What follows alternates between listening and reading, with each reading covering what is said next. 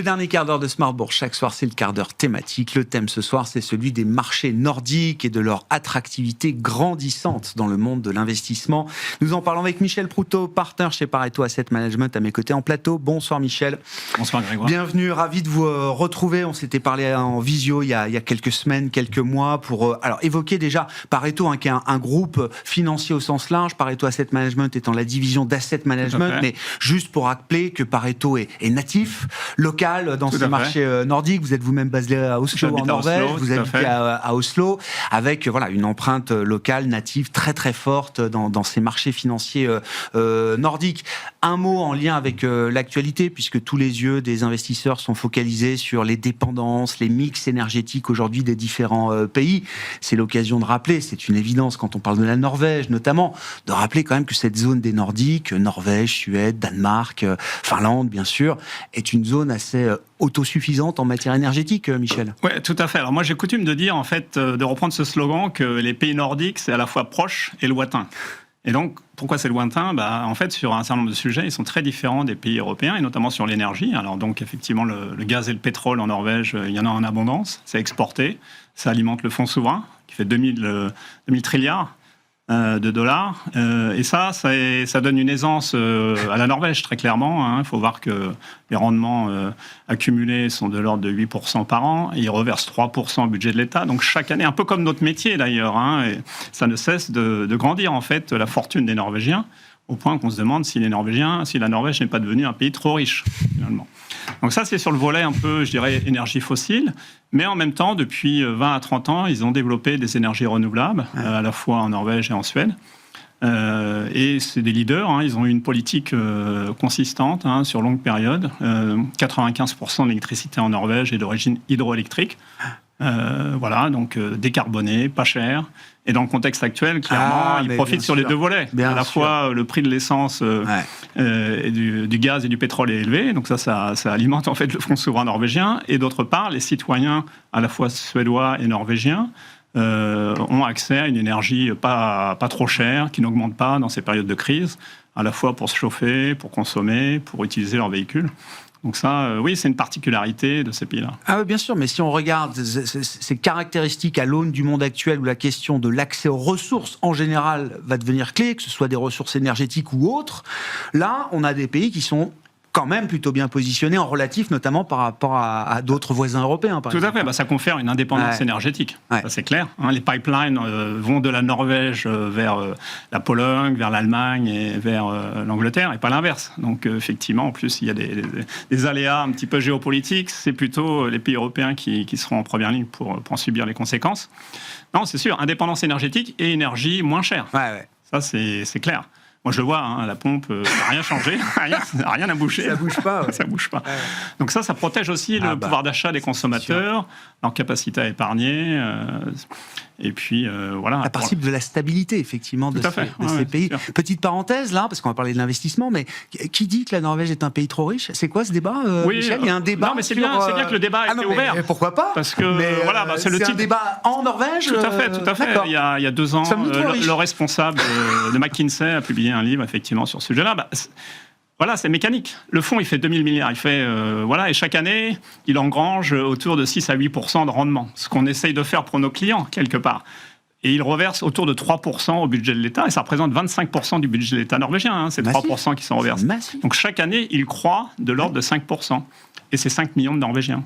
Et donc ça veut dire que, d'une certaine manière, c'est pas qu'ils vivent dans le confort, mais quand vous avez en arrière-plan cette masse de capitaux qui ne cesse de croître, voilà, ils sont quelque part riches de façon éternelle s'il n'y a pas un choc, un astéroïde qui vient impacter l'économie mondiale. Quelque chose de très vertueux quand même, du fait notamment de ces ressources et de la bonne gestion. Parce que avoir les ressources, c'est une chose, bien les gérer, c'en est une autre également.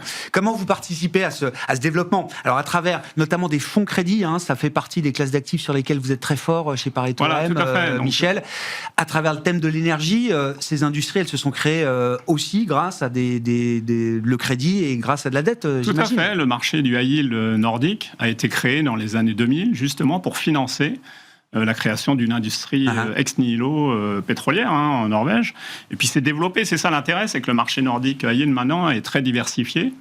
Et il apporte vraiment un intérêt, et il représente une attractivité assez forte pour des investisseurs européens. On voit de plus en plus, nous on le voit bien, en Europe continentale, d'investisseurs qui viennent se positionner sur cette zone-là. On le voit là, il suffit de voir le premier trimestre de cette année. Ouais. Notre fonds est en territoire positif, tous les indices fixed income sont en territoire négatif. Donc vous voyez qu'on délivre une performance qui est différenciante, décorrélante quelque part, des indices traditionnels fixed income européens. Et ça, c'est lié à ces sujets-là, à savoir ces secteurs qui sont un petit peu particuliers. L'énergie, on en a parlé, mais le secteur bancaire également.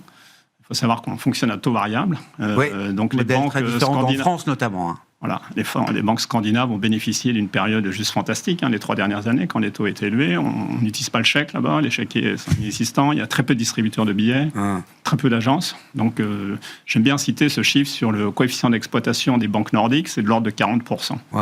D'accord, contre, je dirais en moyenne 63% pour la BNP, qui est une banque plutôt bien gérée en Europe. Vous voyez déjà nativement, là, c'est le cas de le dire. Quelque chose de très light, de très lean dans leur modèle. Ça génère quand même une profitabilité substantielle, structurelle. Sur l'énergie, je reviens parce qu'il y a à la fois l'aspect fossile et l'aspect renouvelable. Est-ce que tous les investisseurs embrassent le thème de l'énergie au sens large, fossile, renouvelable, on est prêt à jouer dans les deux camps? Et vous-même, en tant qu'apporteur de solutions, en termes d'offres, est-ce qu'il faut distinguer les choses ou est-ce que c'est un sujet énergétique avant tout, Non, c'est Michel ? une réelle question. C'est vrai que, notamment en France, on a beaucoup d'investisseurs institutionnels qui veulent qu'on ait plutôt des solutions où le pétrole soit pas trop présent. Et donc, on a répondu à ces questions-là, puisque justement, on a matière pour le faire. On peut très bien construire des fonds avec zéro exposition sur le pétrole, sur le renouvelable. Il faut savoir quand même que, par exemple, des leaders industriels mondiaux, comme Yara, par exemple, sur les engrais, le leader mondial, a développé un processus de production d'engrais décarboné.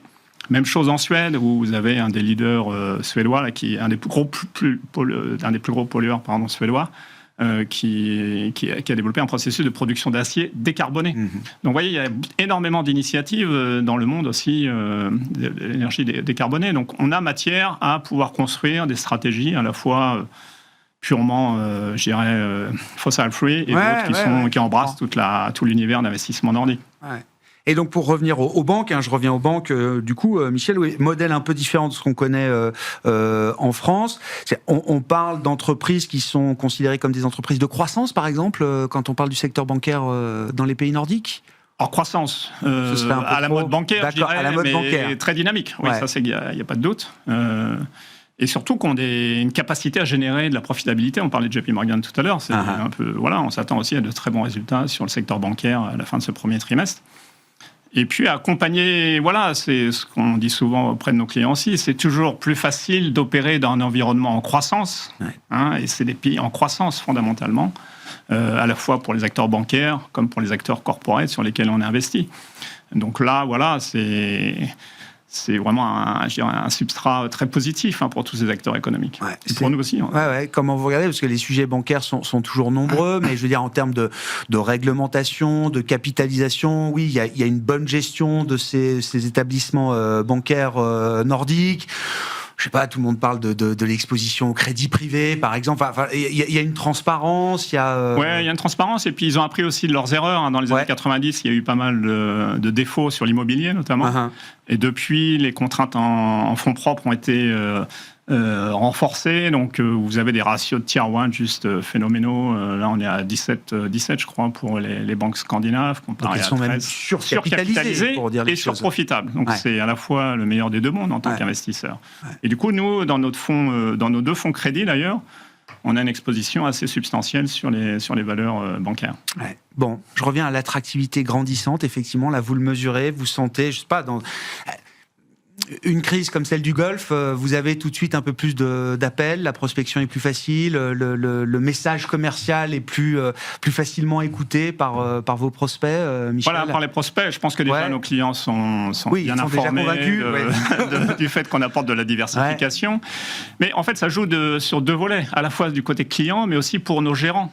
Dès qu'il y a une petite crise de cet ordre-là, ça leur permet d'avoir des opportunités de réinvestissement. Il faut savoir que dans nos fonds, on a des maturités très courtes sur les obligations. Donc chaque mois, vous avez beaucoup de cash qui tombe dans le fonds à réinvestir. Et donc là, Quand il y a un petit choc un peu, des décalages de prix, c'est des opportunités pour nos 3 gérants sur notre fonds à yield et les 2 gérants là, sur le fonds cross-crédit de trouver des mispricing et des opportunités, ce qui leur permet de délivrer une performance supérieure au rendement embarqué des fonds d'ailleurs. Donc ça, c'est quand même assez attractif. Ouais. Décorrélation jusqu'où, Michel, vous dites c'est diversifiant, il y a un pouvoir diversifiant décorrélant dans une allocation d'actifs. Quand est-ce que la décorrélation est optimale, j'ai envie de dire, et quand est-ce que la décorrélation est un peu moins importante? En fait, dans quel type d'environnement? Je suis vendeur, donc je vous dirais, il n'y a pas de moment de bien investir. C'est toujours le moment d'en prendre, et c'est la preuve en est. Non, c'est vrai, puisque en fait, ce qui est intéressant, au-delà, on a beaucoup parlé de l'économie, mais aussi les caractéristiques financières des obligations. On est essentiellement un taux variable, on a des maturités courtes, ce qui fait qu'on est peu volatile, d'accord.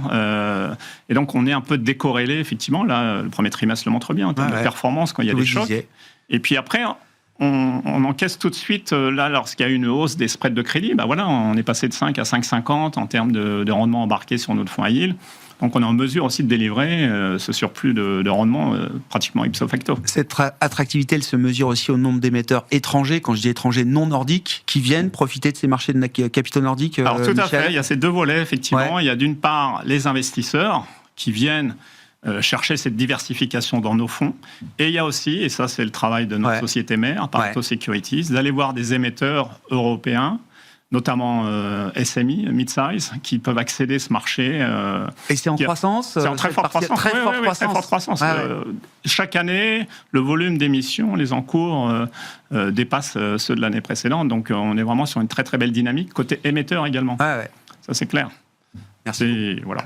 Non, mais très intéressant. Merci beaucoup, Michel. On n'a pas fini de parler des marchés nordiques. On le fait, avec petite touche régulière pour parler de ces marchés, effectivement, qui possèdent des caractéristiques très particulières et notamment ce pouvoir de décorrélation par rapport à d'autres marchés quand on réfléchit en termes d'allocation d'actifs et cette attractivité grandissante, donc, des marchés nordiques. Michel Proutot, qui était l'invité de ce dernier quart d'heure de Smart Bourse, partenaire chez Pareto Asset Management. Merci.